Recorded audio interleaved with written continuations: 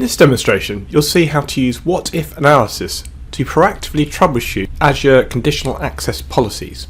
I'm in Azure Active Directory and I'm going to go to conditional access. We can click the link, or we could also search for the resources at the top and select conditional access.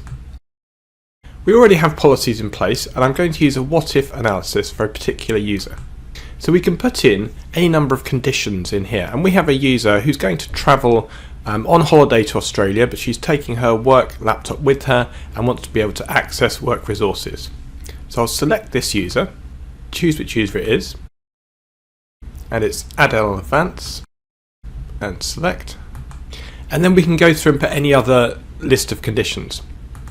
Now I'm going to put in an IP address. It's obviously not a real one, 100.100.100.100, but if we know the IP address is going to be used, we could enter that. I know she's going to go to Australia, so I'll enter that. And I know that she's going to be using Windows, so I know which device she's using. The client app, she's going to be using a browser to access the resources. And the device state, it is a compliant device, so I'll enter that. Now the sign-in risk, user risk, and service principal risk, she is at a medium risk. It's in Australia, so I'm not entirely overly concerned about the country, but she is travelling, so there could be a risk of where she is and what she's connecting to.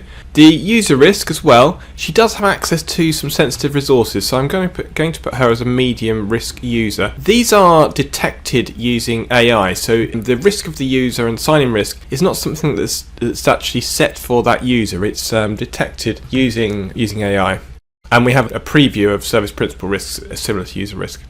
We can actually go through specific properties and be very specific about this. So you could actually look at a model or manufacturer of device, for example, in here. But this one I'm just going to go with a generic Windows device and then do what if.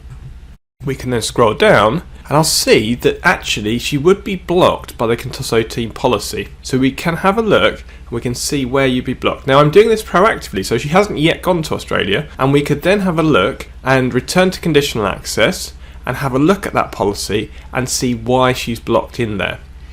She's actually being blocked because she's a member of the Contoso team. I have set this up so she is definitely blocked. Be very careful when you set up conditional access policies as well. It will warn you if you cover too many people. So for example, if you were to create a device that might potentially cover yourself or any user who's using a browser, for example, it might block you out of getting to the Azure portal, and then you actually get blocked out of being able to fix the issue, and you have to use another user, for example, to correct that issue.